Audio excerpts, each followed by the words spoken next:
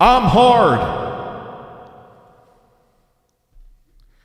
For the Switch 2, that is. This is like definitely a Rich of Tomorrow moment where I was like, oh, gaming news is dead.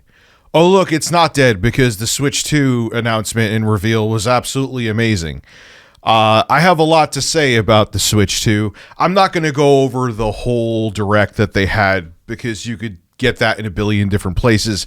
I'm going to go over the things that I'm interested in and the things that I have concerns about with the Switch 2. I really only have one, but man, is it a big one. It's a large one, just like my ass. So Nintendo today had their Switch 2 reveal and announcement, and one of the things I was very concerned about, Jay and I have discussed this before, was what they were going to do with the hardware. There was many fears that I had with it. I was hoping in an ideal world, which I'll spoil that for you in a second, they would have 120 FPS, they would have full HD screen, that would be ideal. But again, we were dealing with Nintendo, and Nintendo lives in their own little world. Well, someone must have popped the bubble to Nintendo's own little world because they impressed the hell out of me when it comes to the Nintendo Switch 2 specs and the Nintendo Switch 2 screen. They did it, man. They did it. Now, the Switch 2 is going to sport a 7.9-inch display compared to the OG Switch's 6.2-inch display. So it's going to be larger and more luscious right there. But that is just the tip of the iceberg. It's going to be full HD. Yes, it's going to be LCD. It's not going to be OLED. Wah. But it's going to have a full HD screen. I just said that. Yes, I know. It's going to have 120 hertz refresh rate. And on top of it, too, it's going to support HDR10. Yes, high dynamic range. And it's going to support variable refresh rates, which means you're not going to get screen tearing. Do you understand? Like, everything that I was dreaming that the Switch 2 screen would have, Nintendo was like, yes. Would it be nice if it was OLED too? Yes, but then the price would have went up even more, and people are already not happy with the price of the Switch 2. I kind of expected it. I was hoping in an ideal world it will be $399, but I kind of knew that was a pipe dream. Is that the right term? If it's not, I don't care. You're going to take it. But $450. And then you could get it with Mario Kart World for $499. This is US dollars that I'm saying, by the way. And Jay is in Canada, so he's going to have to sell his body to get a Switch 2. So there's that. Now, compared to the original Switch's paltry 32 gigabytes of storage, they actually increased that with the original Switch with the Switch OLED, which had 64 gigabytes of storage. Why did I say 65? 64 gigabytes of storage, which was still terrible. They now have 256 gigabytes of storage inside of the Switch 2, but with the size of some of the games, you are going to still chew that up really quick. One thing about the Switch 2 that's interesting is that you have to get micro SD express cards now due to their faster read and write speeds. You can't just get any SD card or micro SD card, I mean to say, from a Walmart or a Best Buy for $40 and think that that's going to work. It's not. If you want current gen games which stream a ton of assets real fast, you need to get a micro SD express card. You can use a micro SD card if you want to like capture photos or video from whatever game you're playing on the Switch to a regular SD card, but games ain't going to work on there. And I get why Nintendo went that route because they needed the faster read and write speeds, and a soccer mom is not going to put an SSD inside of their Switch. It's just not going to happen. And they made the right choice there. I know it's more expensive. That sucks, but they made the right choice. Now, the Switch 2 is going to have 2 USB-C ports. They're actually going to have a camera that you could purchase for $50. So if you want to do game chat with your friends, if you get Mario Kart World, which is going to be released when the Nintendo Switch 2 launches on June 5th, you could sit there and chat with your friends at a glorious 15 frames a second. It was really choppy, but it's just for communication. It's no big deal. I don't even think I'm going to pick up the camera. I don't care. The other nice thing too is that there's going to be a mic built into the Switch 2, which is also going to have noise cancellation. So you don't even have to pick up a gaming headset. You're good to go that way as well. Just make sure that your Switch is turned off if you end up having sex on your couch in the living room, because then people will hear you having sex. Maybe you want that to happen, but whatever. Just make sure you mute your mic, just like on the PS5 controller. Make sure you go into the settings and have the mic muted unless you want to unmute it. I actually like that there's 2 USB-C ports, so if you want to game with the console plugged in, which I looked at one spec that people seem to be overlooking, you're probably going to want to do it so you could plug the power into the top port, and it's more, at least to me, if like you're laying in bed or whatever, you want to use your Switch 2, you could power it from the top port and not just the bottom one. So it's not just like an accessory USB-C port. You could actually charge the system as well, which is friggin' beautiful. But there's one thing that people seem to be overlooking about the Switch 2. Is the battery life. Now, one of the things I see a lot of people kind of glazing over, maybe because they're just missing it on Nintendo's website, is the battery life that's expected with the Nintendo Switch 2. And it's, well, it sucks. From Nintendo's website directly, they're saying anywhere from 2.5 hours, 2-ish hours to 6 hours. And they say it depends on the game that you're playing. That disappoints the hell out of me. Why? One of the biggest things I was looking forward to with the Switch 2 was the fact that because it was using NVIDIA custom silicon, which it is, that games, it would be more efficient and you would get better battery life than you would out of an x86 handheld like the ROG Ally, the Steam Deck, one of the 8 billion GPD wins, or one of the 10 billion Aya Neos. But it's not really going to be that much better. It may not be better at all. And that's a little disappointing. I get that, if you're really trying to push the hardware, which Nintendo is, and I applaud them for, it's going to suck up more juice. But I was hoping there was a way they could have gotten more battery life. So that kind of makes me sad. Now, I'm sure there's ways. Maybe they're going to give you options, almost like the Steam Deck, where you could cut down on the frame rate to save battery, or you could lower the brightness of the screen. Obviously, they're going to offer that. But seeing the bottom end so low for the battery life, that hurts. I was hoping we would be able to step away from having to have a tumor of a battery pack around you if you were playing long sessions on the go, but apparently not. Now, another thing that is interesting is the Joy-Con 2s. Instead of them having to, where you slide them on, they click, and if your Switch got dirty, sometimes the click wouldn't click properly when you slid the Joy-Con in.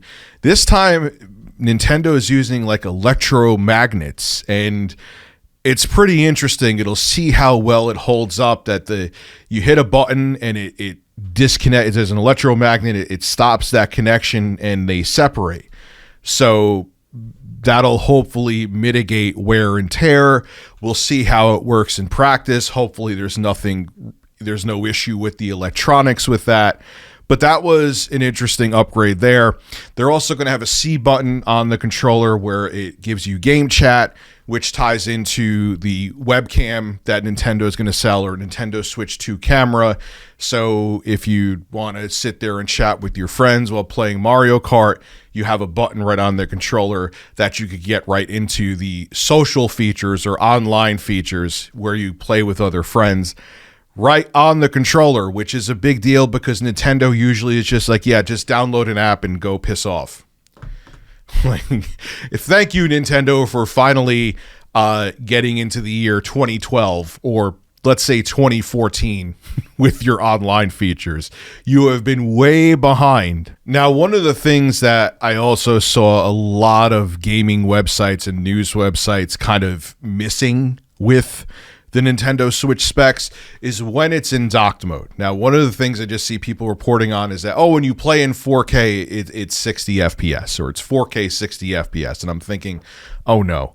Are they saying at every resolution they're not going to give a high refresh rate 120 FPS or 120 hertz option? No. They are.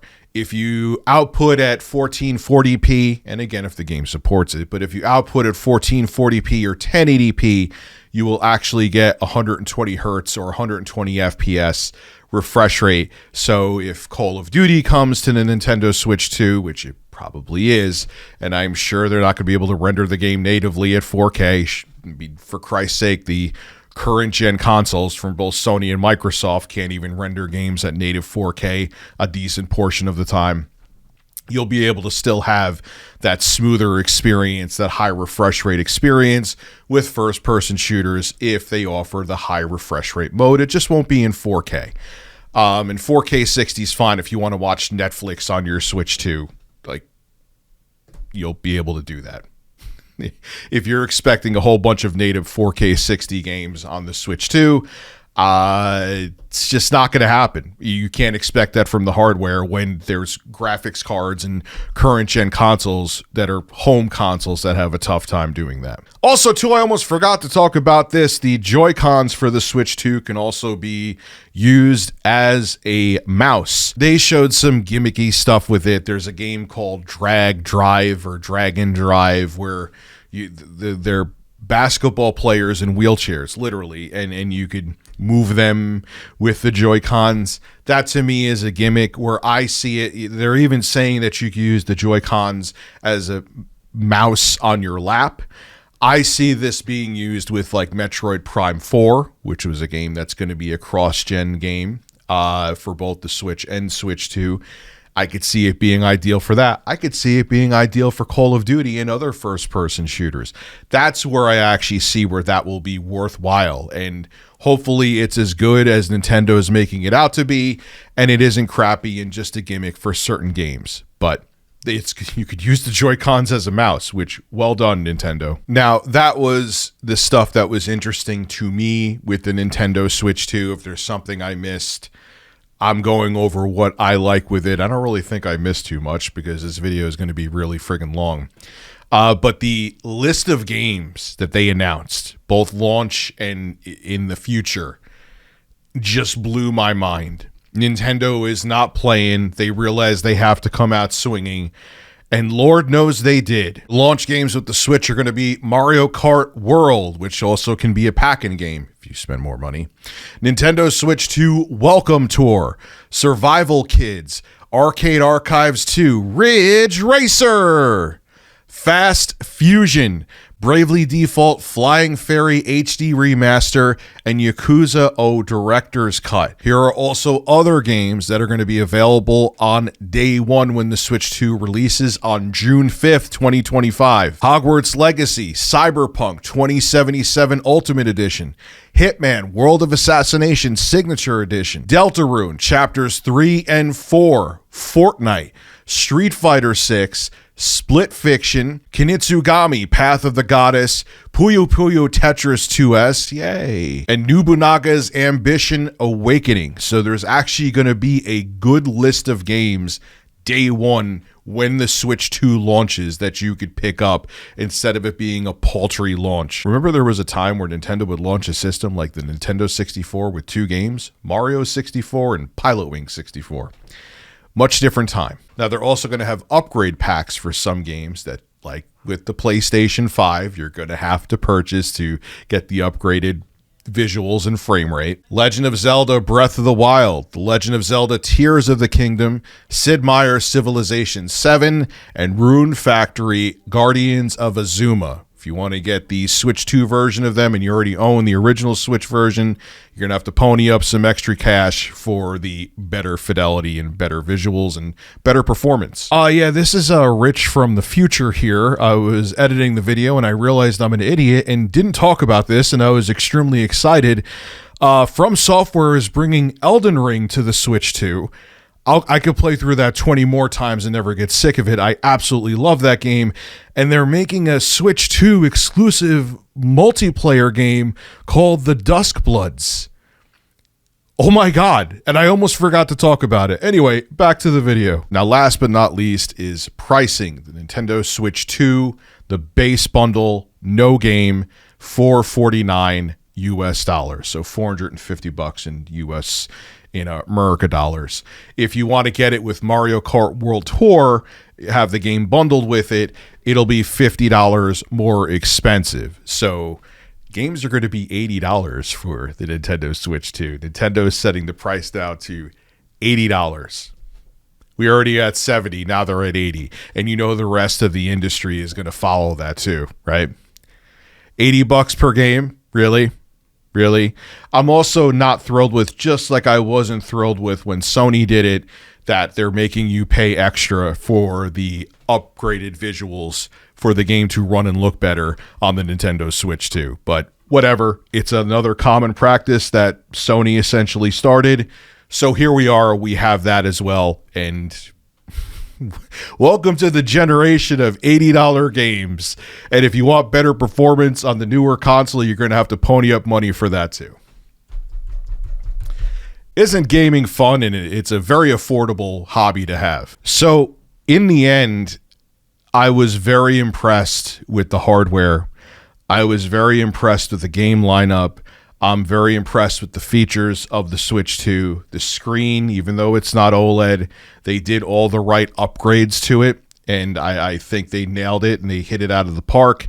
It seems like the dock is not just going to be like a dummy dock like the original Switch, where it was just like, okay, the USB-C port's connected to it and it outputs to your TV. It's going to have active cooling. Almost forgot to mention that. So it seems like they're going to be able to push the hardware harder when it's docked to get even better performance out of it with the active cooling that is going to be in the Switch 2 dock. I will say I am pretty disappointed to see the battery life only being on the low end 2 and change hours up to 6 hours. I'm checking Nintendo's site right now. I was right enough about the numbers. Approximately 2 hours. The low end's even worse than I thought, than I remembered. 2 hours up to 6.5 hours. I would have wanted to see like at minimum 4 to 6 hours. That it puts this in line with other consoles like the ROG Ally and the Steam Deck in terms of battery life. And that was what I was looking forward to the most with the Switch 2, is that you'd be able to get the AAA experiences and get better battery life. But I'm still sold on it, but that is pretty disappointing to me, and I hope that there is a revision in the future that makes it even more efficient so we can get to like 4 to 6.5 hour or 4 to 8 hour battery life when they inevitably come out with the Switch 2 OLED. You know that's going to happen a couple years down the line. But all in all, between the hardware, between the launch games, between the other games that are announced, Elden Ring on the Switch 2, can't wait. This was the most impressive direct or presentation I've seen from Nintendo, maybe ever, even including the original Switch reveal. Just saying. So June 5th, find a way to pre-order it. I'm looking forward to it. And I haven't really been a Nintendo Switch diehard in a very long time. I just got a Switch 2 OLED fairly recently. In the past couple years, ever since the Steam Deck and ROG Ally and other systems, I haven't really touched my Switch. So Nintendo fanboy, I'm not. But when I see good hardware, I see good hardware, and I'm excited for this. Finally, something to be excited about in the gaming industry. This is Rich of Something, leaving now. I still have birds, and this is going to be awesome. Nintendo, in my opinion, made gaming interesting again, and it hasn't been for a while. Have a good one. Hey, if you watched the whole video, what the hell are you doing? You're not subbed yet? Click that sub button. I live stream here all the time. We have a good time. Make sure to become a subscriber. It's free. Click the button now and hit that bell too. Be a man.